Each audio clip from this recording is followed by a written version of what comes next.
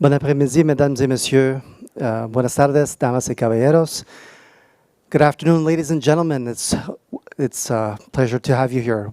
Welcome to ICAO's 40th Assembly SkyTalks. Over the next 2 weeks, we have 67 presentations provided for you by professionals here at ICAO and in the private industry. Now, I'd like to remind you that we're coming to you live, so you can actually see this. If not, you can always access our presentations via YouTube through the ICAO channels. Now, at the end of this presentation, I would invite those who are interested to come up to the mic and prepare your questions for the speaker. This is day 1, session number 10.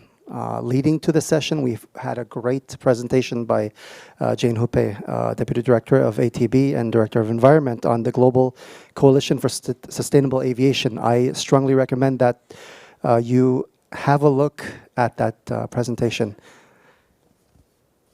Now, the next person to present would be Mr. Manuel Caballero, Environment Officer for the Market-Based Measures, and he will be telling you more about implementing CORSIA, or the Carbon Offsetting and Reduction Scheme for International Aviation.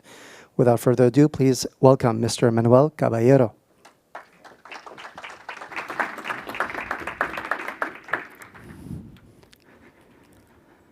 Thank you very much for this kind presentation, and good afternoon to all. Welcome to this SkyTalk, which is going to focus on the carbon offsetting and reduction scheme for international aviation, what is known by CORSIA. Before we get into the details of how CORSIA works and how it's being implemented, I would like to spend 1 minute to answer the question of why are we talking about CORSIA today. And in order to answer that question, we have to go back in time. At the 37th session of the ICAO Assembly back in 2010, ICAO member states agreed on 2 global aspirational goals on environment. One of those goals was what we know as carbon neutral growth from 2020. In order to meet that ICAO aspirational goal, there was an agreement on a basket of measures of mitigation actions in the international aviation sector. That basket of measures includes aircraft technology, operational improvements, and sustainable aviation fuels. In the last assembly, in 2016, ICAO member states acknowledged the progress made in the implementation of these measures in the basket, but at the same time, they also acknowledged that the emissions reductions achieved so far with these measures may not suffice to meet or to achieve the ICAO aspirational goal of carbon neutral growth 2020. So for that reason, the ICAO member states agreed on the implementation of CORSIA. So with that, CORSIA became one complementary measure that was included in the basket of measures, and it also became the first global market-based measure scheme for any industry sector. So if we now move to how CORSIA works, I would like to start with the so-called phased implementation of CORSIA. If we go back to Assembly Resolution A39-3, by which CORSIA was adopted, we see that there it is said that CORSIA will be implemented in following a phased approach. So we will have a pilot phase running from 2021 to 2023, followed by a first phase from 2024 to 2026. These 2 phases are considered as voluntary. That means that member states have to inform ICAO of their intention to voluntarily participate in these first 2 phases. From 2027, we move to a slightly different scenario. When we move into the second phase of CORSIA, then some member states will be required to participate in this second phase on the basis of their level of international aviation activity as defined by the RTKs, or revenue ton kilometers, for those states in year 2018. Assembly Resolution A39.3 also states that some states will be exempted from participating in the second phase of CORSIA. This applies to least developed countries, landlocked developing countries, and small island developing states. But of course, these states are also invited to voluntarily participate in the scheme if they wish to do so. So what we see here on the slide now is the current status in terms of states that have already announced their intention to participate in CORSIA from the start of its pilot phase in 2021. We have to keep in mind that this list of states is a living document, and we can expect that at the end of this assembly in 2 weeks' time, we may have additional states that here at the assembly make the announcement that they will also join voluntarily CORSIA from 2021. So this slide may change sometime soon. So we have talked about the phased approach for CORSIA starting in 2021, but we have to keep in mind that CORSIA implementation does not start in 2021. CORSIA implementation indeed has already started. Since 1st of January 2019, states and operators are implementing the so-called monitoring, reporting, and verification system in CORSIA. So this means that states are required to make sure that those aeroplane operators that perform international flights do the monitoring of their CO2 emissions from these flights and report to the respective states. Then from 2021, when the pilot phase kicks in addition to that MRV requirement or set of requirements, states will also have to follow up that their operators performing international flights may have offsetting requirements under CORSIA. And if that is the case, states will also have to check that those offsetting requirements are met by the operators.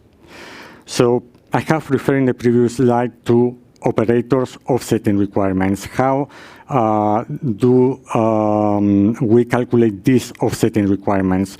Assembly Resolution A39.3 states that for a given operator, its offsetting requirements in a given year will basically be the result of multiplying the operator's emissions in that year times a growth factor.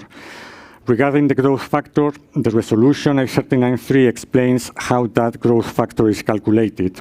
Here, it is important to highlight the fact that from 2021 all the way to 2029, the calculation of the growth factor will be done following the so-called 100% sectoral approach, meaning that we will have one and only value of growth factor that will be applicable to all aeroplane operators in CORSIA.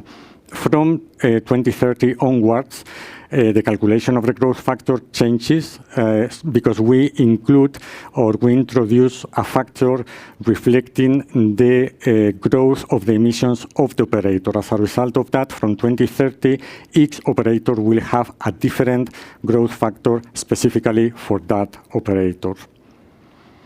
Another important implementation feature of CORSIA is the existence of a periodic review. Starting in 2022 and every 3 years, a periodic review will be conducted. The objective of this periodic review will be for the Council to have up-to-date information of the status of implementation of CORSIA, gather lessons learned, and assess if there is a need to make adjustments to the implementation of the scheme. In addition to these periodic reviews, we will also have a special reviews in year 2032. In that special review, the objective will be to assess whether there is a need to extend CORSIA beyond 2035, if there is a recognition that the other measures in the basket of measures still do not provide the necessary CO2 emissions reductions to achieve carbon neutral growth from 2020, or if that were the case, then the decision would be in this special review in 2032 to terminate CORSIA at the end of the second phase in 2035. So let's now move to how the framework for CORSIA implementation has been developed after the adoption of CORSIA in the Assembly in 2016. So here we can refer to three so-called implementation components.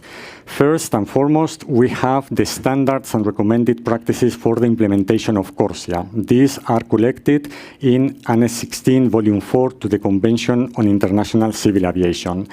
As it happens with any other area of international activity, the standards and recommended practices, or SARPs, involve stakeholders, in the case of CORSIA, operators, states, and also verification bodies, what has to be done to implement CORSIA, and also provide a timeline, that is, when these tasks or activities have to be done. In addition, we have the ICAO Doc 9501, the Environmental Technical Manual, whose Volume 4 also focuses specifically on CORSIA. And here, what we get is guidance for those who have to implement the standards in Annex 16, Volume 4, on how they can do so. So the objective of this second implementation component is to facilitate the task of implementing the SARPs.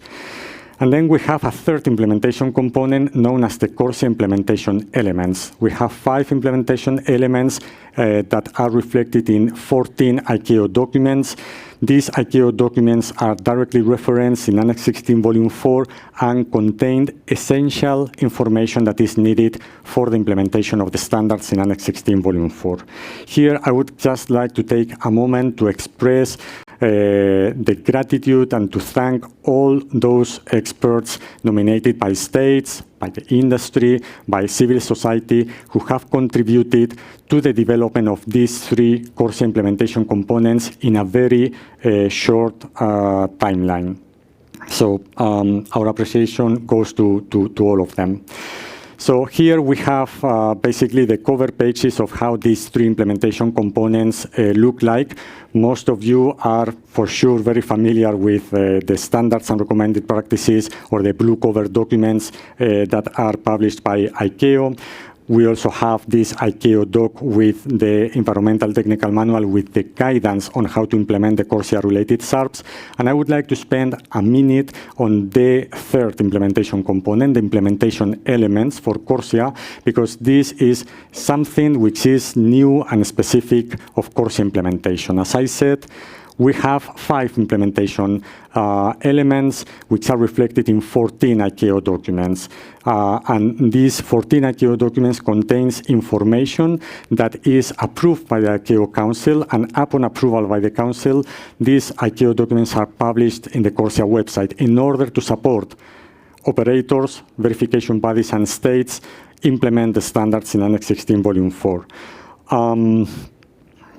We have to keep in mind that some of these 14 ICAO documents have already been approved by the Council and are available in the ICAO CORSIA website, whereas some of them are still under development. But of course, each and every of these documents have a timeline. They have to be ready in time to make sure that the respective standards are correctly implemented by the corresponding stakeholders. So let's now move to the specifics of CORSIA implementation in 2019-2020. I would like to repeat again the key message that CORSIA implementation has indeed already started since 1st of January 2019, when the MRV provisions of Annex 16 Volume 4 were already applied. So why is it important to implement the MRV system in CORSIA in these first 2 years prior to the start of the pilot phase? The reason is that the CO2 emissions information compiled during these 2 years will be needed to define the so-called CORSIA baseline. And then after these first 2 years, when we move into the start of the pilot phase, the MRV will still be essential for the implementation of CORSIA, because it will provide information that will allow us to determine the CO2 offsetting requirements of each of the aeroplane operators participating in the scheme. In this slide, we have tried to summarize how an annual MRV cycle works for the different stakeholders involved. If we start on the top left-hand side of the slide, we see that there is an interaction between an aeroplane operator and the state.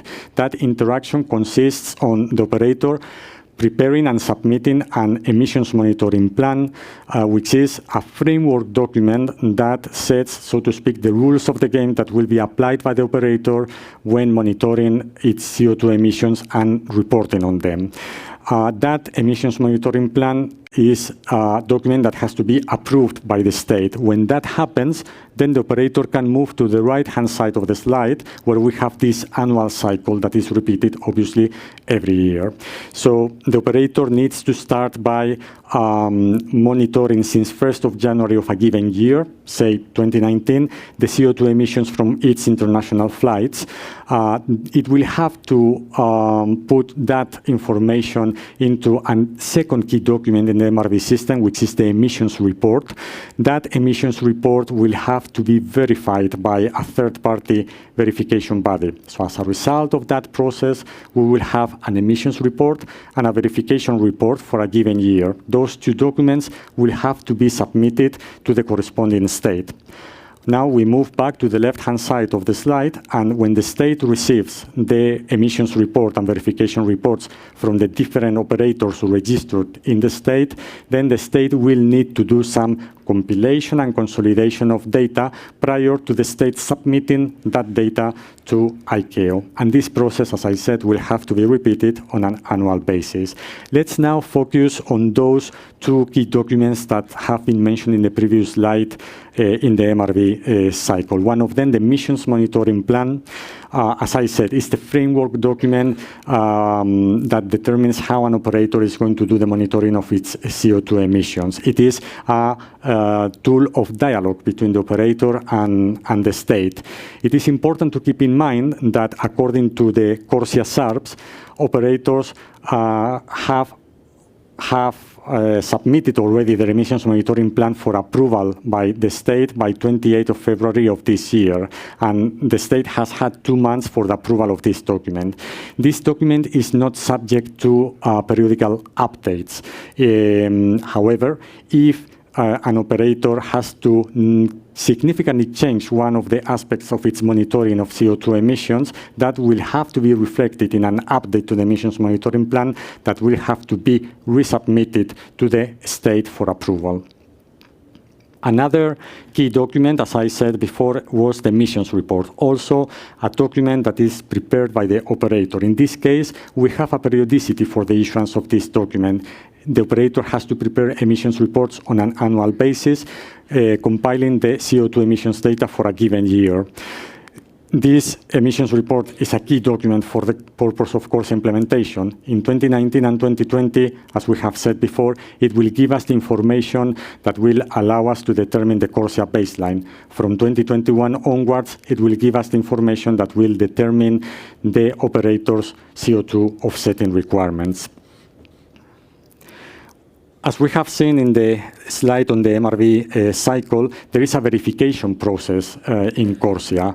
Aeroplane operators, when preparing their emissions report, have to share that emissions report with a third-party verification body that will conduct the verification in order to ensure the accurateness and completeness of the data reported by the operator.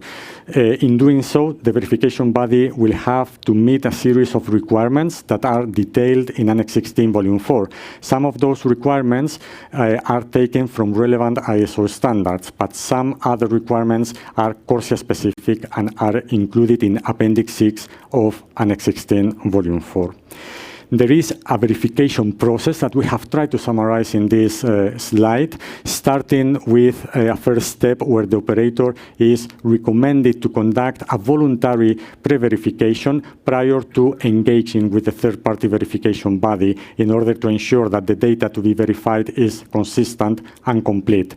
Then we have the process by which operator and verification body interact to end up having the verification body producing the verification report. Once there is an agreement between the operator and the verification body, they have to submit the emissions report and the verification report to the state, which is then required to conduct a so-called order of magnitude check to make sure that the information reported is consistent with the state's own information sources. Let's now move to a very important part of this presentation, where we elaborate on how states are being supported in the process of implementation of CORSIA. We are going to talk about the different capacity building activities that are being undertaken.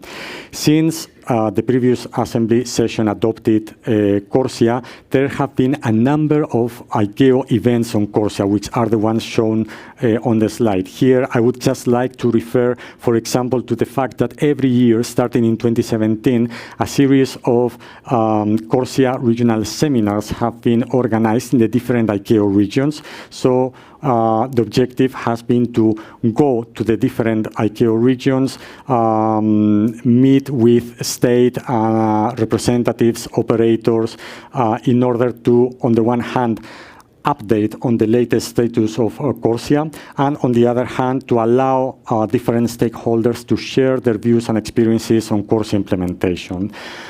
Some of these events are covering all aspects of CORSIA, but some of them are specific of some topic. For example, the one that was organized in February 2018 was focused on the very important matter of carbon markets.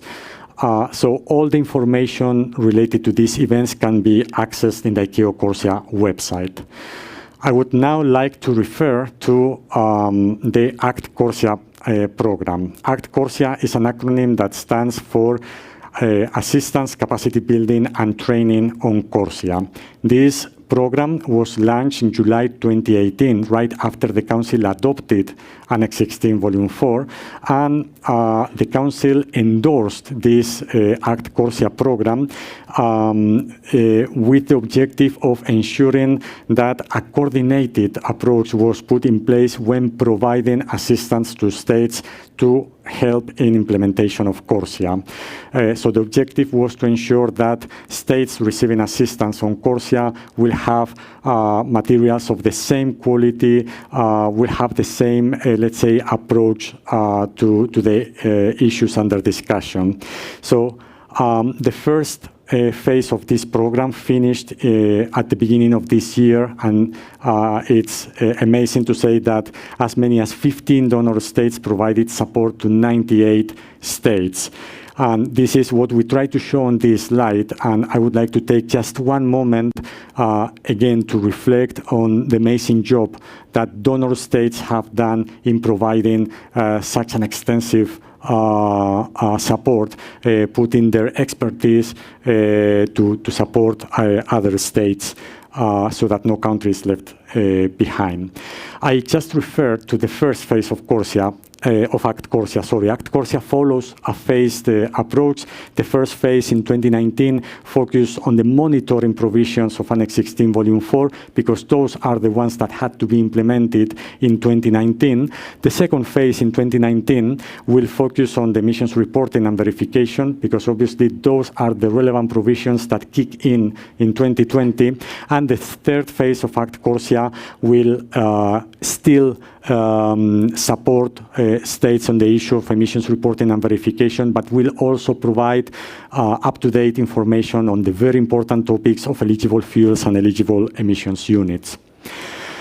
I would also like to take a minute to inform you of the ICAO CORSIA verification course that was issued this year by ICAO in the context of the Global Aviation Training Program. This course aims at informing verification bodies that may be interested in working in CORSIA on the CORSIA-specific verification requirements as reflected in Annex 16, Volume 4. So you can also find updated information on this course in our website. I have mentioned our website many times. in this slide, we just remind you that all the information relevant to CORSIA implementation is included in our website. Annex 16 Volume 4 is available there, ETM Volume 4, and the available information on the different CORSIA implementation elements. We also keep up-to-date information on the ACT-CORSIA program, not only the different body partnerships established between states, but also the different materials, outreach materials, materials from seminars that you may find very, very useful and informative.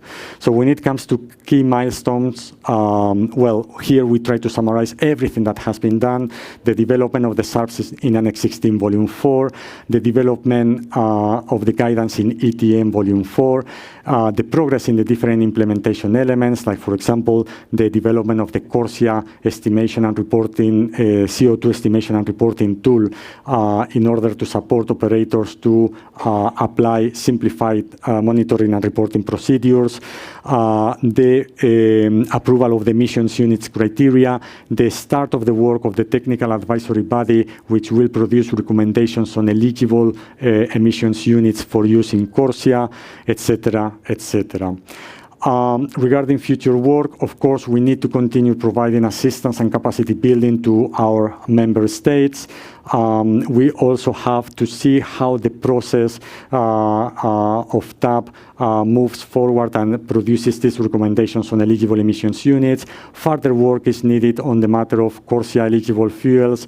And of course, we need to complete the development and deployment of the CORSIA Central Registry, for which a dedicated SkyTalk will be available later on during this assembly. So with this, I would just like to finish my presentation, referring once again to the different materials that we need to keep in mind for the purpose of CORSIA, and reminding you that the 2019 version of the environmental report is already published and available in our website. So with this, I thank you for your attention, and I will now open the floor should you have any questions regarding this presentation. Thank you very much.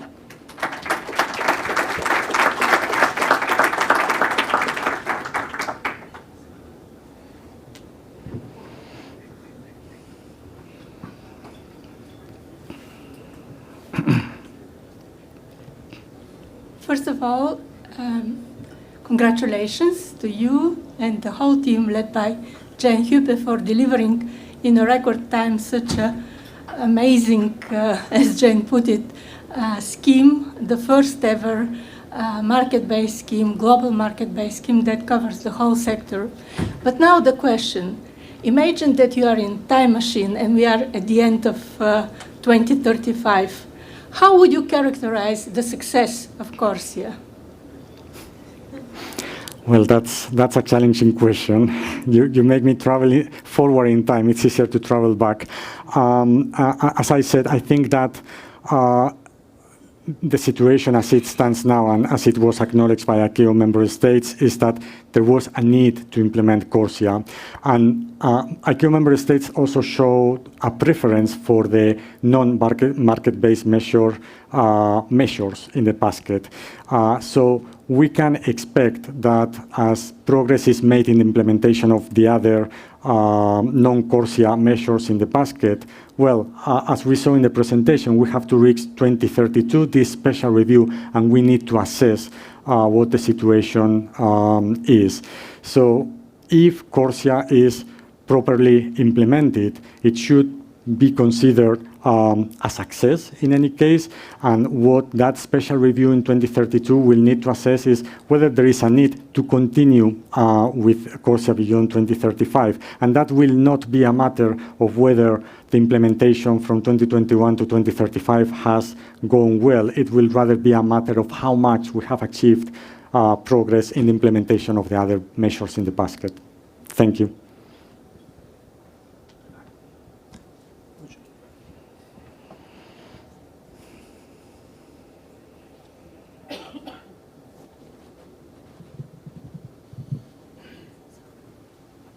Thank you, Manuel, for the presentation of the CORSIA.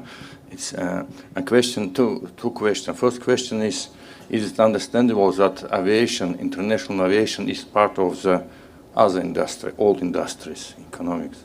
So Paris Agreement and CORSIA, what is a relation between them? Because understand Paris Agreement is related to the all industrial, all producer of the CO2 emission. The second question is relating to the, we have developed country, developing country, emerging country.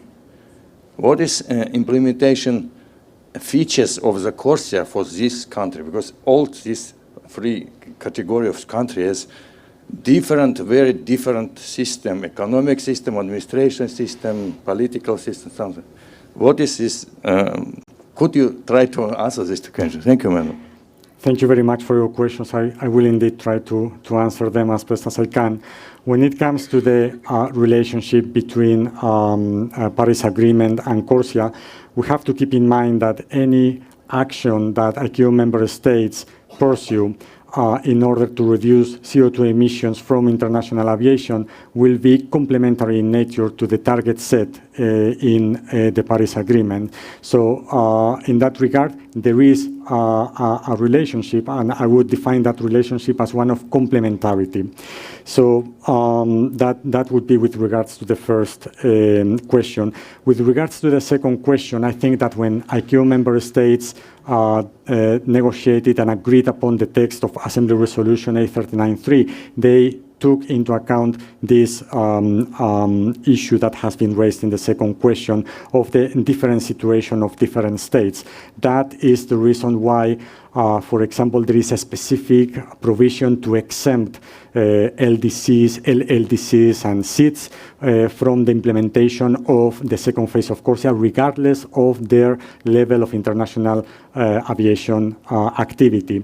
Also, we have to keep in mind that this phased approach that we have seen in the presentation, whereby there is voluntary participation in CORSIA from 2021 all the way to 2026, also helps states which perhaps at the beginning may not feel that ready to get fully involved in CORSIA implementation, to see how CORSIA works, to learn from the experience of others, and if not since the very beginning, perhaps at some point during those 6 years of voluntary participation, decide to step in and join CORSIA voluntarily. Thank you. Thank you. That's been a great presentation. Thank you, Miguel Caballero, and for all the members here. For those who have more questions and also to get access to this material, please make sure to contact mcr@icao.int. Thank you once again.